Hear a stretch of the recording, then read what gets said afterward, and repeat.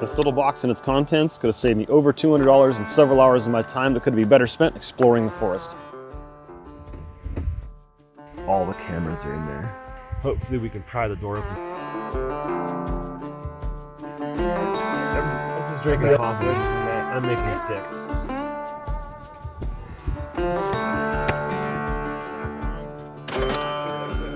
So now what we're gonna do. Hello, I'm Dylan Panker with Bluebird Adventures, where we explore, discover, and repeat the great outdoors. Recently, back on 4th of July, a group of us went up to Board Tree Campground. And I wasn't so clever. I left the keys inside the truck, but the windows rolled up. We're in the forest, it's okay, who's gonna steal the truck? Well, somehow, I don't know how, the truck locked itself. So we were stuck in camp with no one around, out in the middle of the Mendocino National Forest with no way to get in. Well, there was a way. Watch this video and stay tuned. Check it out. Good morning, it's day 3. Oliver somehow locked the keys in the truck. I was able to log on to OnStar and try to unlock the truck, but apparently they can't find the truck because I haven't started it within the last 6 hours or something. So last night we made a wedge, shoving it in the door to pry it open, and using this coat hanger to try to grab the lock right there. Problem is it's tapered, or it's rounded, so there's no edge to grab onto. Then we tried to get slick. We popped this piece of trim off. We were trying to catch it down inside here with the coat hanger in a different style. That wasn't working either. The other downside is all of my cameras are in there. So I'm using my funky old S8 Samsung cell phone to record this. Who knows how the wind noise is. So I've gathered some more branches. I'm gonna make some more wedges. My other thought was if I could pry this door open far enough, I have a inexpensive household broom with a metal handle. The metal is very thin. I can hammer it flat and I can shove it in and hit the power lock button. Because this is not long enough to hit the power lock button, and the car antenna we found is not long enough, and it's also really flimsy. So we already did tear a door seal on that side, put a huge hole. I just don't want to have to break the glass. The nice part about this situation is I know I'm getting home. Keys are in there. If I'd lost the keys in the bushes, I would not be a very happy camper right now. So worst case, we'll bust a window and we'll get out of here, but I hope it doesn't come to that. So stay tuned, let's see what happens. We need to make wedges, as I was talking about, to get into the vehicle. I'm going to try and make 4 or 5 of them. What I'm doing is, unfortunately, I'm taking a branch off of a live tree because I need it to be soft wood that I could cut easily and shave down into a tapered form. So I found a branch it's not coming off straight off the tree, but in fact it is straight. So I'll cut it off, take it back into camp, shave off all the branches and cut it to about the length of the knife and put a nice tapered edge on it to act as a wedge. Hopefully we can pry the door open significantly and see what happens. So let's get ourselves another wedge here.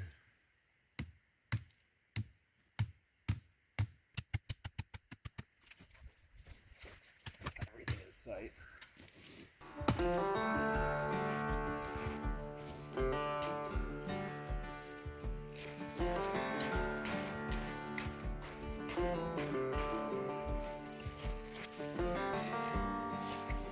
Should have brought the axe. That might have been the smartest thing to do.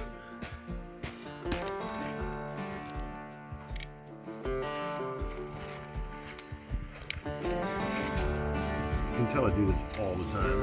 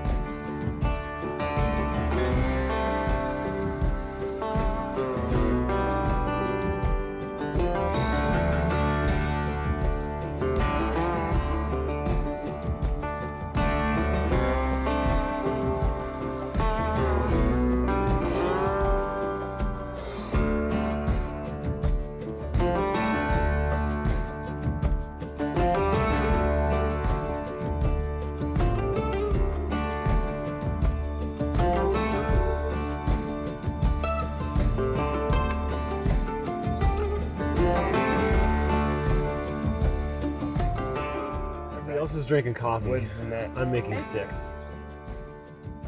Got our wedges. Trying to pry the door open.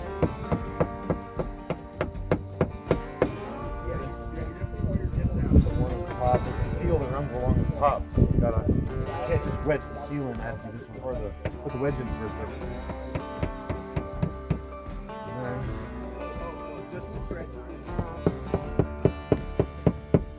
Up. Last night we were trying to hook the door lock, but it was falling off, so this time I cut it this way, which put a bit of a fish hook lip on there.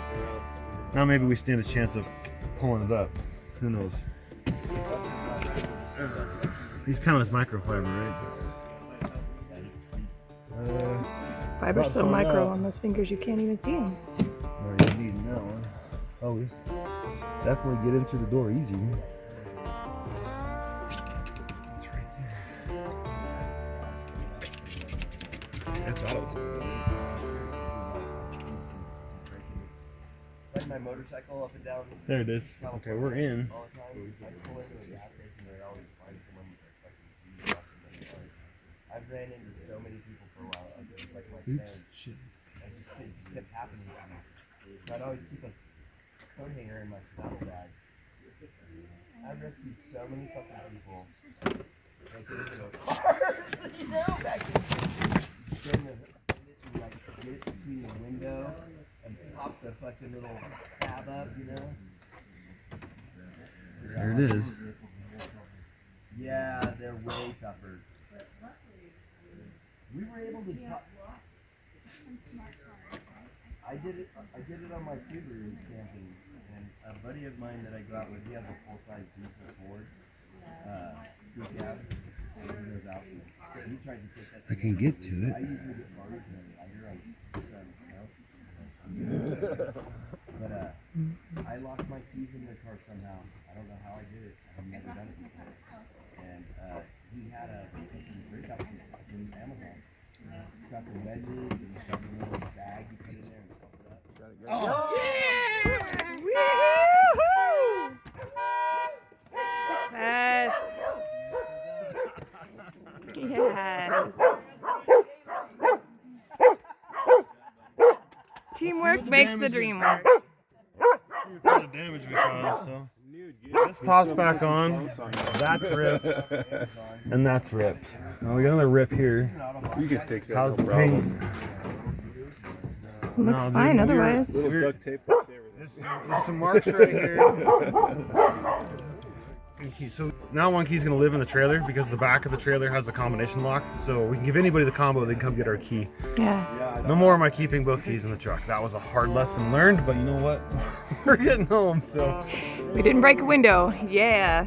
It feels pretty inspiring to know that we got into our truck in the middle of the woods with a pocket knife, some sticks, and a coat hanger. So thanks to a pocket knife, a group of friends, and a coat hanger, we were able to break into our truck. It did destroy a door seal, which is $190 plus the labor. It did scratch the paint, so it did quite a bit of damage. As I said before, the keys were inside the truck thinking it's safe, no one's gonna break into it, but somehow, I don't know how it locked itself. We were able to contact OnStar, but OnStar was unable to ping the truck and unlock it remotely. I do have OnStar, very convenient, love the service. So when I got back home, my mechanic said, well, why don't you get a hide key? I thought, well, two reasons with that. One, I don't want someone breaking into my truck by finding the hide key, and two, the keys are chipped these days. And he said, well, just because it's a hide key does not mean it needs to be hidden under your truck. Well, that's a good point. You hide under a rock, a branch, up in a tree, anywhere you want, or underneath the truck. Doesn't matter, it's up to you, but at least you got to get a way in. So that's great, that solves that problem. But what about the chipped key? The chip is only required to start the truck. So sure, this little chipped key, or this non-chipped key, it'll get me in, the alarm will go off, but as long as the keys are inside, I can reset the alarm and I can still start the truck. So I went to Ace and I got a copy made of our truck key. Now it just lives inside this little magnetic box that I can, again, I don't have to keep under my truck because now you know that I have one. So I could put it under a branch, I could put it in somebody else's car, I can whatever I want. but now I know, and it's a hard lesson learned. So we made this little video hoping it would save you the hassle, and maybe you didn't know just like I didn't know. So we're gonna share information. I'd love to hear it if you have a similar story or if you have a different solution. If you do, please comment down below on YouTube, because it shows engagement with the viewers, which raises our search standing within YouTube and makes our channel grow. And don't forget to hit the like button, subscribe, and the bell notification, because we are trying to bring you videos every week, if not 2 videos a week. We're trying really hard to grow here. So thanks for watching, and I hope our trails cross. If they do, please say hello. I tend to stand out. Cheers.